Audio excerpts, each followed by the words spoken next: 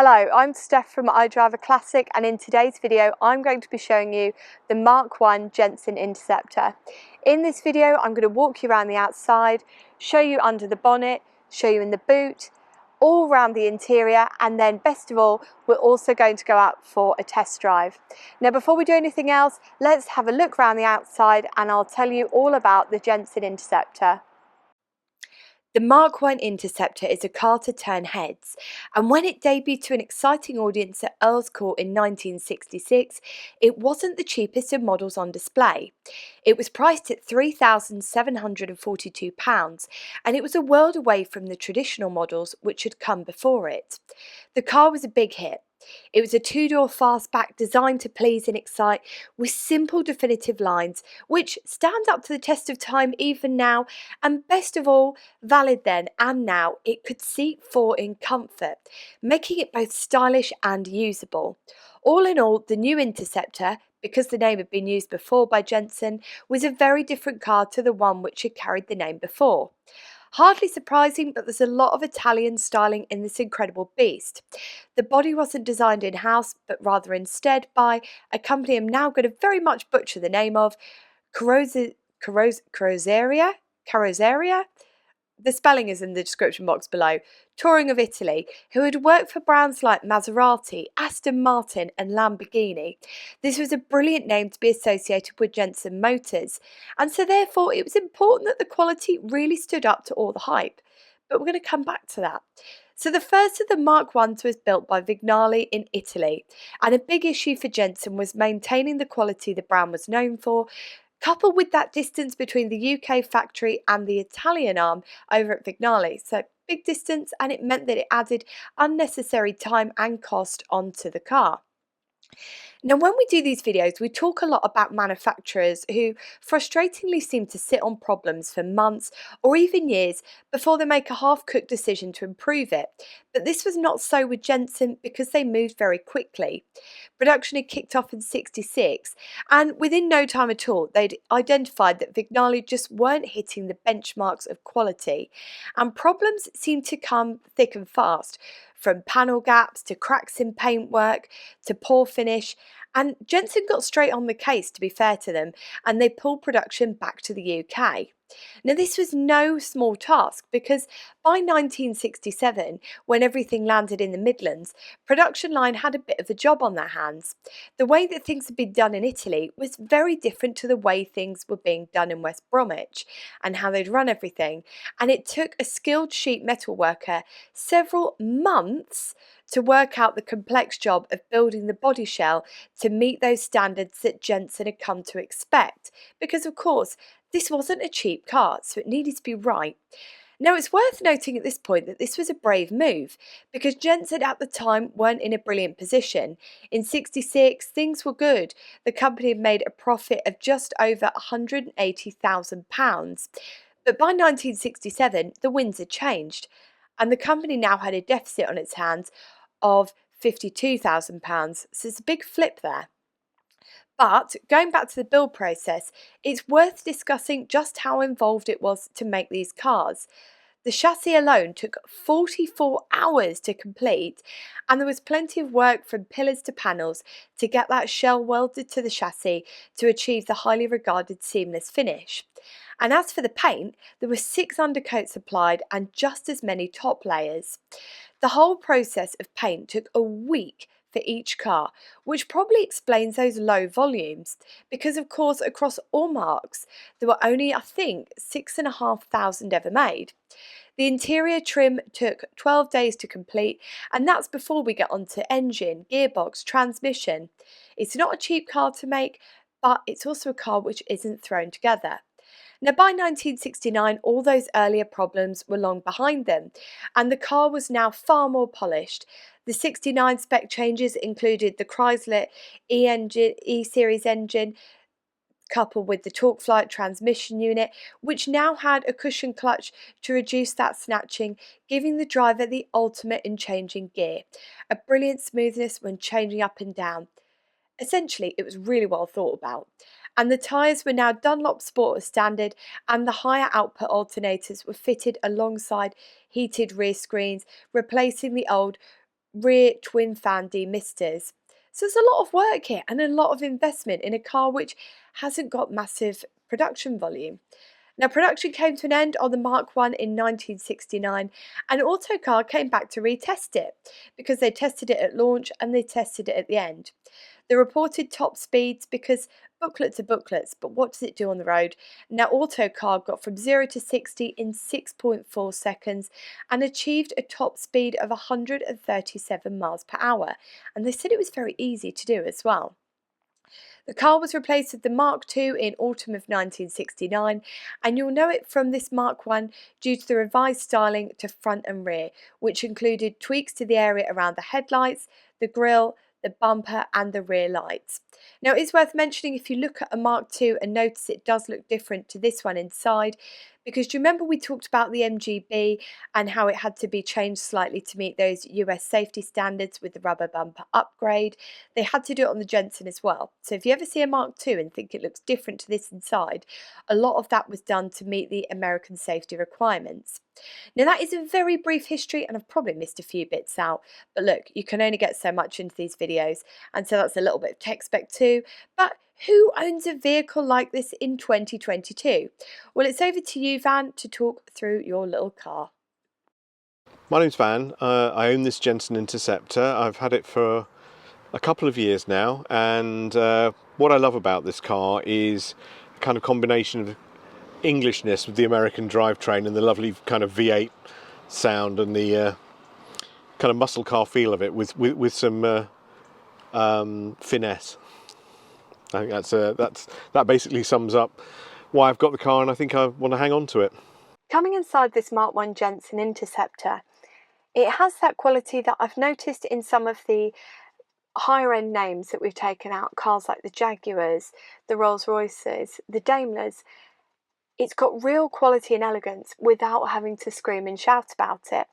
It's all thoughtfully put together, and the quality of the materials used has lasted decades after the car rolled off the production line. And that's quite an accolade, because if you think about a lot of those late 60s and 70s cars that we take out, sometimes corners have been cut just to get something off the production line or to start trimming the fat off, even on some of those higher end cars. So to get into this and for it to feel so luxurious and so well made is actually quite refreshing. Feels like some of those cars from the 40s and 50s we've taken out in that sense. Now, talking you through everything that's in the car, one of the things that I think you're going to have noticed is this midsection here feels like there's an awful lot going on, but actually once you start getting into it and looking at it, it's actually remarkably simple. So we're going to talk through all of that. But first of all, for those of you that are remarkably eagle-eyed, you'll have noticed that we don't have a glove box in the traditional sense, and you'll know that that's one of the things that I really like to see in a vehicle. However, we've got something which in my opinion supersedes your traditional glove box. It's this armrest, which when we fold it up, you'll notice that we've got plenty of space inside here. And not only that, you've got this main plate here which details all the vital information you need, from engine number to tyre pressures to oil, right down to the spark plugs that you need to order, which is quite handy indeed. So all of that's in there, and it locks with a key as well. So actually it's doing the job far better than many of the glove boxes that I've raved about in previous videos. Now, coming into this section here, this midsection, which I want to talk to you about, and where most of the technology is focused in terms of our controls. To the top we've got the fuel gauge, we've got the amp meter, coming down into something that I don't think we've ever seen in a car before.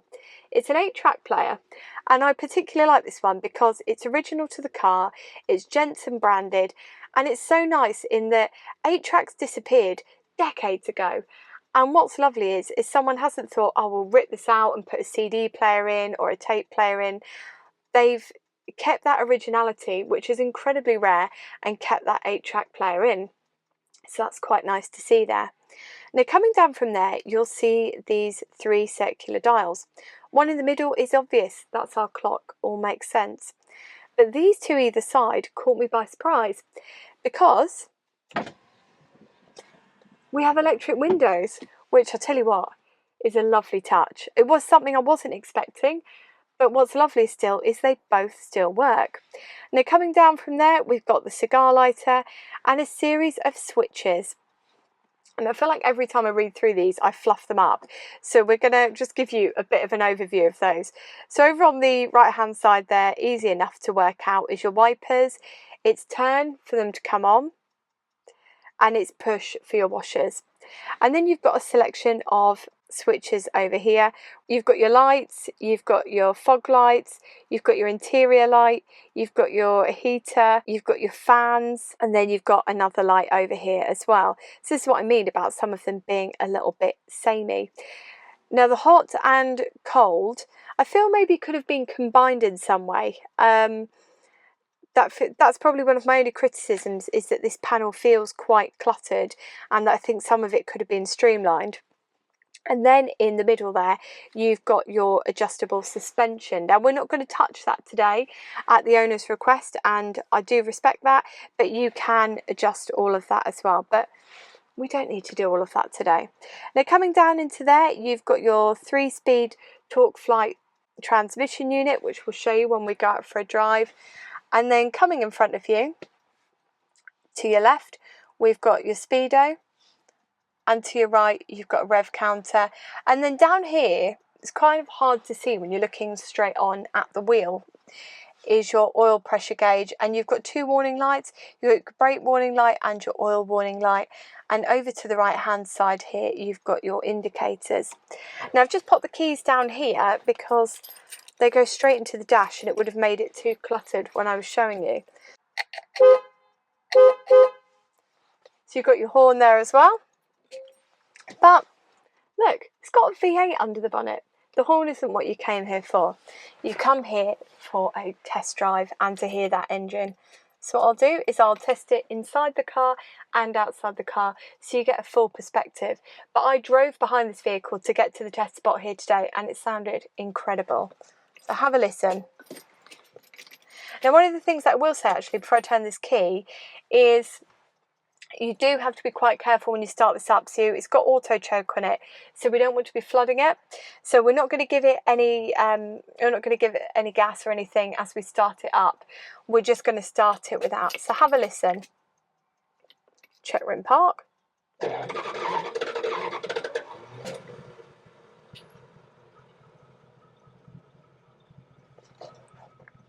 I'll give it a rev for you.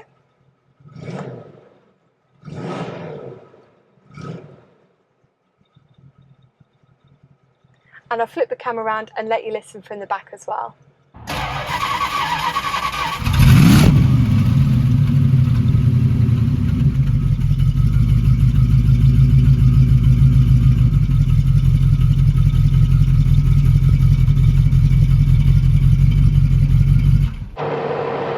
Taking this Jensen out for a drive is an absolute hoot. Now, if you've never been out in one of these before, the best way to describe the driving experience is incredibly leery. And it's one of those special cars that you wouldn't need to lift the bonnet to know that there's something special underneath, because the entire time you're driving, the car is urging you forward. It's saying, drive me faster, put your foot down. You get from 0 to 60 in 7.3 seconds in this.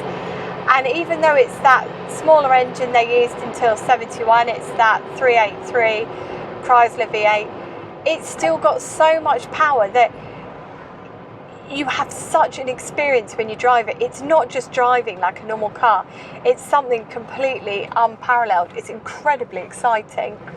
But you'll notice that as I come round these roundabouts, I'm slowing down an awful lot. And there's a reason for this. Is that the handling is incredibly light. It's almost too light, if I'm honest. It makes driving it a little bit intimidating at first. I think you'd have to get into the zone. And it's not a car that I think I'd want to test on a wet day. So I'm very lucky, because when I left the house this morning, it was drizzly, it was wet, it was rainy. It wasn't nice at all. And I thought, what's that going to be like on a roundabout? So thankfully it's dried up a bit, because I think if it was, if we had water all over the road with this handling, I think we'd be kicking it out very, very quickly. Now when Autocar took these out on test, they took out a Mark 1 with the Mark 1 suspension, the Mark 1 brakes. This being a very, very late 1969 registered Mark 1 has got the Mark 2 brakes and it's got the Mark 2 suspension. But just like that Mark 1 suspension that they remarked on in that Autocar test, this is taking every bump, pothole and crevice in its stride. It's an incredibly smooth drive. It's delightful in that even in many modern cars you get into, everything, the setup is so hard that you feel everything coming up through the car. In this, none of that. It's soft enough to take it, but not so soft that it feels wallowy and all over the place. It's just right. In fact, I'd say that this is probably one of my most pleasurable test drives of the year so far. It's really nice. It just hits the spot like nothing else. And because you've got that V8, I have to be really careful because we've got average speed cameras, so I can't even put my foot down. But that V8 is so leery. It gives you that real raucous driving experience that takes driving to something else, that you can almost forgive that MPG.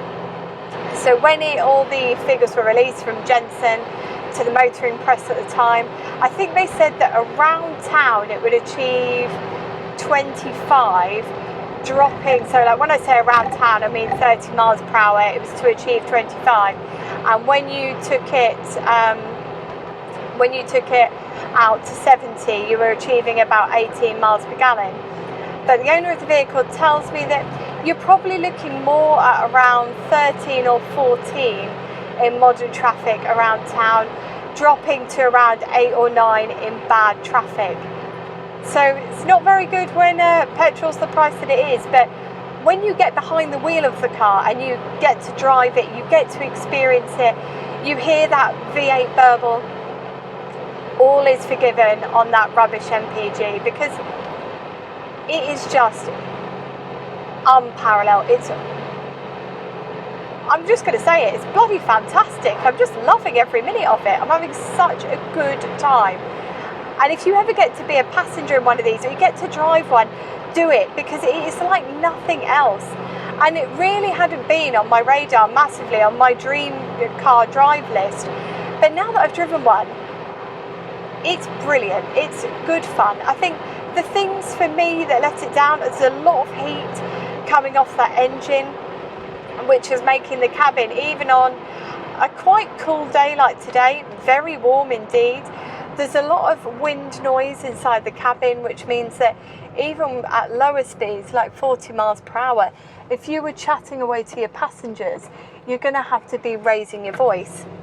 But these are small grumbles indeed, that when you take something like this Jensen out, oh, it's like nothing else. Now, with that MPG being so low, we're not going to be doing a massive test drive on this today. I'm actually going to be taking this car back. So Van, thank you very, very much for letting me drive your Jensen Interceptor. It has been an absolutely pleasurable experience, one which has taken me by surprise. And viewers at home, if you get to try one, make sure you take the opportunity and grasp it with both hands. Now until next time, wherever you are in the world, I hope you're well and take care and drive safely.